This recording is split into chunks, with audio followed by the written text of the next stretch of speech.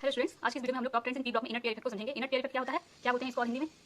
अक्रिय युग्म प्रभाव। अक्रिय युग्म प्रभाव या इनर्ट पेयर इफेक्ट में होता क्या है? इनर्ट पेयर इफेक्ट में एनएस के ऑर्बिटल किसी भी रिएक्शन में पार्टिसिपेट नहीं करते, सिर्फ एनपी सेल में जो इलेक्ट्रॉन प्रेजेंस है वो पार्टिसिपेट करते हैं। जैसे for example inert pair effect कहाँ से होता है? पी ब्लॉक में।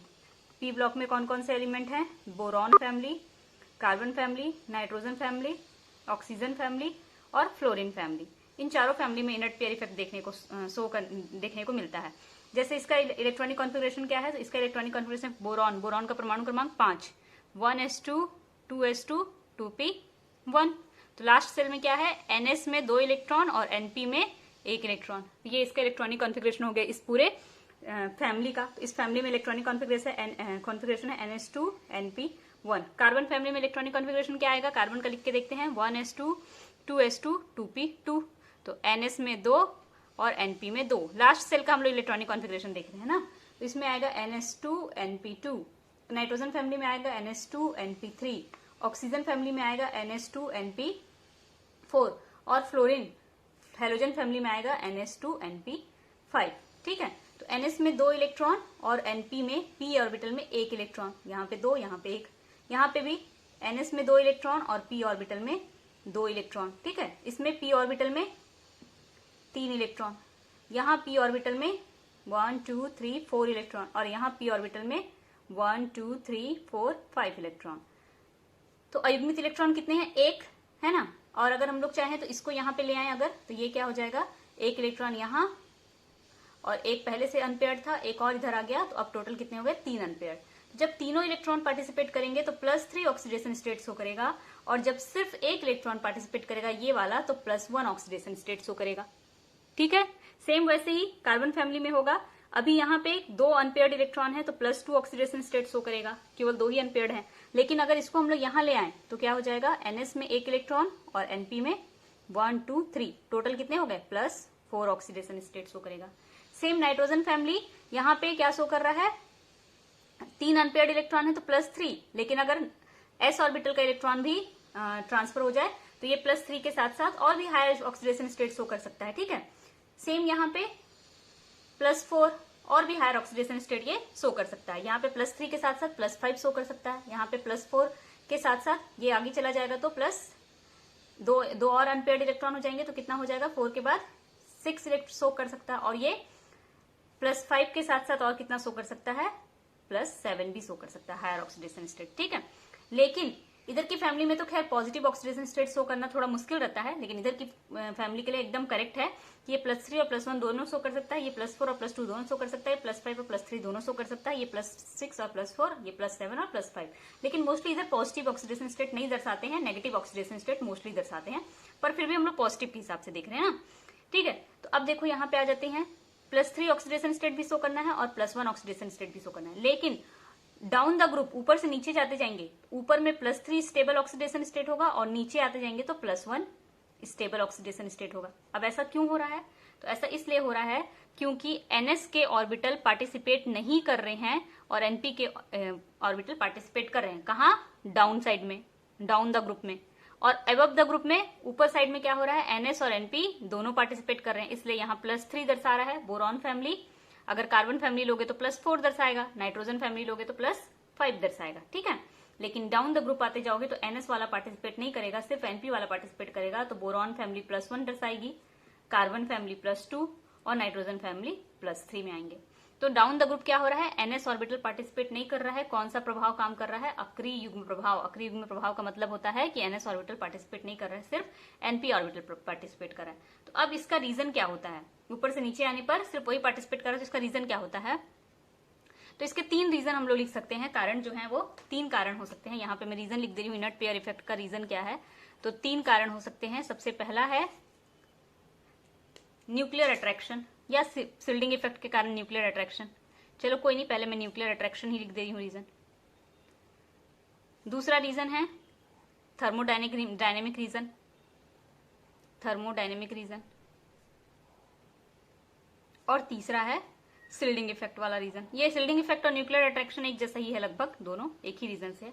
तो न्यूक्लियर अट्रैक्शन देखो, s ऑर्बिटल का न्यूक्लियर अट्रैक्शन हमेशा ज्यादा होता है p से फिर डी से और एच से। सबसे ज्यादा न्यूक्लियर अट्रैक्शन कौन फील करता है? S orbital. सबसे छोटा है ना, बोलते हैं ना सबसे छोटे को सबसे ज्यादा प्यार मिलता है, तो वैसे ही यहाँ पे एस ऑर्बिटल सबसे छोटा है, तो जो न्यूक्लियस होता है वो न्यूक्लियस सबसे ज्यादा इसको अपनी ओर अट्रैक्ट करता है, अपनी ओर अट्रैक्ट करता है।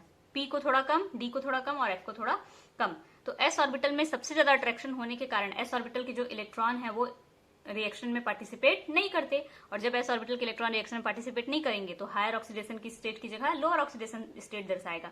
और ऐसा डाउन द ग्रुप ज्यादा होता है कि डाउन द ग्रुप में एनएस ऑर्बिटल पार्टिसिपेट नहीं करता क्योंकि इसमें न्यूक्लियर अट्रैक्शन ज्यादा होता है, और ऊपर वाले में पार्टिसिपेट करता है। ठीक है, अब ये पहला रीजन हो गया कि एस ऑर्बिटल के इलेक्ट्रॉन क्यों पार्टिसिपेट नहीं कर रहे हैं, क्योंकि उसका न्यूक्लियर अट्रैक्शन ज्यादा है।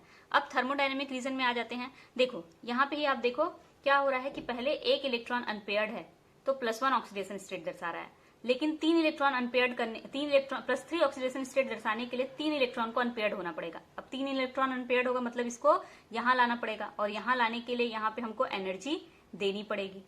ठीक, तो हम लोग क्या किए, पहले एनएस में 2 इलेक्ट्रॉन था और एनपी में जितने भी इलेक्ट्रॉन थे, मान लेते हैं 1 2 1 कर दे रही हूं मैं बोरॉन फैमिली के हिसाब से, तो यहाँ पे 2 इलेक्ट्रॉन थे और एनपी में 1 इलेक्ट्रॉन थे, तो ये +1 ऑक्सीडेशन स्टेट दर्शाएगा क्योंकि ऑलरेडी अनपेयर्ड है। ठीक है, तो मान लेते हैं ये थैलियम है, एग्जाम्पल के लिए मैं ले रही हूँ थैलियम है, तो थैलियम यहाँ पे क्लोरीन से रिएक्शन कर लिया, बन गया थैलियम क्लोराइड। ठीक, +1 ऑक्सीडेशन स्टेट दर्शाया। अब इसको बनाना है थैलियम ट्राइक्लोराइड। अगर 3 क्लोराइड बनाना है तो क्या करना पड़ेगा,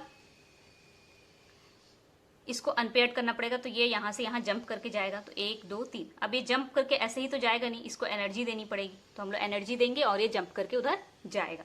एनर्जी देंगे, जंप करके जाएगा, तब यहाँ पे भी क्लोरीन जुड़ेगा, यहाँ पे भी क्लोरीन और यहाँ पे भी क्लोरीन, बन जाएगा क्या, titanium trichloride, sorry thallium trichloride, TlCl3 बन जाएगा। अब इस प्रोसेस में एनर्जी देनी पड़ी, और जब बॉन्ड बनता है तो एनर्जी मिलता है। ठीक है, तो जब बॉन्ड फॉर्मेशन होता है, बॉन्ड फॉर्मेशन में एनर्जी रिलीज होती है, और एनर्जी रिलीज होती है तो उसको नेगेटिव शो करते हैं ना एनर्जी को। और जब जंप करता है ये पेयरिंग टूटता है, तो पेयरिंग, अनपेयरिंग लिख देती हूं मैं, जब पेयरिंग टूटता है तो एनर्जी एब्जॉर्ब होती है, हमको एनर्जी देना पड़ता है। ठीक है, तो पॉजिटिव हो गया, तो यहाँ पे एनर्जी देना पड़ रहा है और फिर बॉन्ड फॉर्म हो रहा है और एनर्जी बाहर निकल रहा है। यहाँ पे यहाँ पे तो एनर्जी देने की जरूरत नहीं पड़ी थी, ये तो डायरेक्ट बॉन्ड फॉर्मेशन हो रहा था, एनर्जी हम लोग को मिल रही थी। जब टाइटेनियम मोनोक्लोराइड बन रहा था तो हम लोगों को दोनों के बीच में बॉन्ड बनने के कारण एनर्जी मिल रही थी, पॉजिटिव आ रहा था। ठीक है, लेकिन जब थैलियम ट्राइक्लोराइड बनाना है तो पहले हमको एनर्जी देना पड़ा, तो एक बार एनर्जी देना पड़ा नेगेटिव, तब जाके बॉन्ड फॉर्मेशन हुआ, और बॉन्ड फॉर्मेशन के बाद हमको एनर्जी मिली पॉजिटिव। तो यहाँ पे देना भी पड़ रहा है और तब जाके मिल रहा है। और फर्स्ट वाले में क्या हो रहा था, इस केस में केवल एनर्जी मिल रही थी, तो जहां एनर्जी केवल मिल रही है वही केस होगा, हमको देना पड़ेगा, ये केस कम पॉसिबल होगा। तो ये वाला केस जल्दी ज्यादा पॉसिबल होता है जहां सिर्फ एनर्जी हमको मिल रही है, और ये वाला केस कम पॉसिबल होता है जहां एनर्जी देना भी पड़ रहा है। और जनरली ये वाली जो एनर्जी है देने वाली, ये वापस मिलने वाली एनर्जी, इन तीनों को मिला के जितना वापस मिलेगा उससे ये वाला का अमाउंट क्या होता है, हाई होता है। तो हमको ज्यादा एनर्जी देना पड़ता है और मिलता कम है, तो थर्मोडायनेमिकली भी ये पॉसिबल नहीं है, क्योंकि आपको ज्यादा एनर्जी देना पड़ रहा है और वापस में रिटर्न में मिल कम रहा है। इसलिए तीन क्लोरीन के साथ नहीं जुड़ेगा, मतलब एस ऑर्बिटल के इलेक्ट्रॉन पार्टिसिपेट नहीं करेंगे, क्योंकि एस ऑर्बिटल को अनपेयर होने के लिए एनर्जी देनी पड़ेगी जो कि हायर अमाउंट में लगती है। तो थर्मोडायनेमिक रीजन हो गया कि एनएस ऑर्बिटल पार्टिसिपेट नहीं करता, सिर्फ एनपी पार्टिसिपेट करता है, और सिर्फ एनपी पार्टिसिपेट करता है तो जो लोअर ऑक्सीडेशन स्टेट है वो ऊपर से नीचे आने पर ज्यादा स्टेबल हो जाती है। सिल्डिंग इफेक्ट क्या है, सिल्डिंग इफेक्ट देखो यहाँ पे बोरॉन फैमिली में तो इलेक्ट्रॉन सिर्फ यहाँ पे देखते हैं तो एस ऑर्बिटल में था, पी ऑर्बिटल में था। ठीक है, लेकिन नीचे आते जाएंगे, जब बोरॉन के बाद बोरॉन, एल्यूमिनियम, गैलियम, इंडियम और थैलियम, तो जैसे जैसे नीचे आते जाओगे परमाणु क्रमांक क्या होते जाएगा, बढ़ते जाएगा। जैसे इसका परमाणु क्रमांक कितना हो जाता है गैलियम का 41 का इलेक्ट्रॉनिक विन्यास लिखेंगे तो 1s2 2s2 2p6 3s2 3p6 4s2 4p6 3d मैंने पहले 3d आ जाएगा ना, 3d और ये 3d10 और 4p1, ये इलेक्ट्रॉनिक स्पेस इलेक्ट्रॉनिक विन्यास होगा। तो शुरू के फर्स्ट ऑर्बिटल में जो फर्स्ट सेल है, यहाँ पे न्यूक्लियस मान लो, फिर ये फर्स्ट सेल में 1s2 एस ऑर्बिटल में इलेक्ट्रॉन है, सेकेंड सेल में 2s2 और 2p2 एस में भी है और p में भी है, फिर तीसरे सेल में s में भी है, p में भी है और d में भी है, तो s p d तीनों में है, फिर चौथे सेल में s में है और p में है, s और p।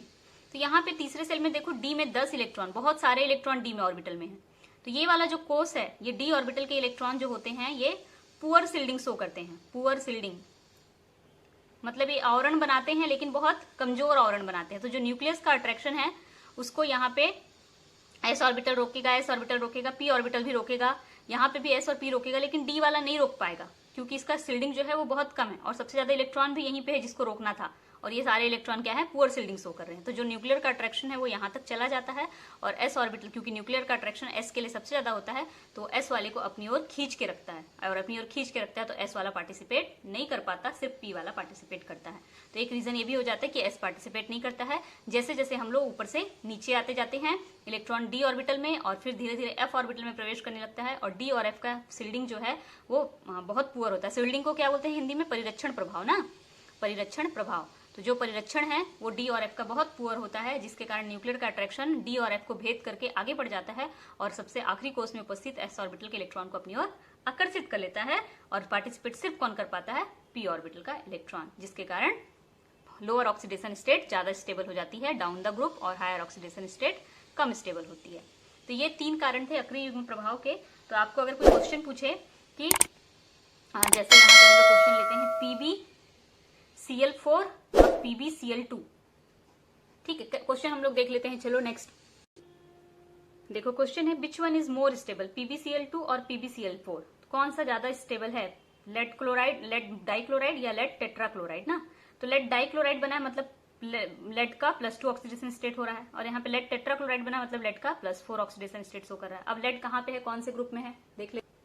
कार्बन फैमिली का सदस्य है, कार्बन, सिलिकॉन, जर्मेनियम, टिन और लेड। कार्बन फैमिली में +2 और +4 दोनों ऑक्सीडेशन स्टेट शो होता है ना, +2 भी और +4 भी। और जैसे जैसे ऊपर से नीचे आते जाते हैं लोअर ऑक्सीडेशन स्टेट ज्यादा स्टेबल होते जाती है, क्योंकि NS वाला पार्टिसिपेट नहीं करता है, इनर्ट पेयर इफेक्ट काम करने लगता है। तो लेड कौन सा ऑक्सीडेशन स्टेट ज्यादा दर्शाएगा, +2, +4 भी दर्शाएगा लेकिन बहुत कम, ना के बराबर। तो +2 ज्यादा स्टेबल होगा +4 वाले की अपेक्षा। तो अगर आपको इनर्ट पेयर इफेक्ट पता है तो ऐसे क्वेश्चन आप लोग आसानी से बना लोगे। वीडियो अच्छा लगा हो तो वीडियो को लाइक करो, चैनल को सब्सक्राइब करो और नोटिफिकेशन बेल को प्रेस कर देना।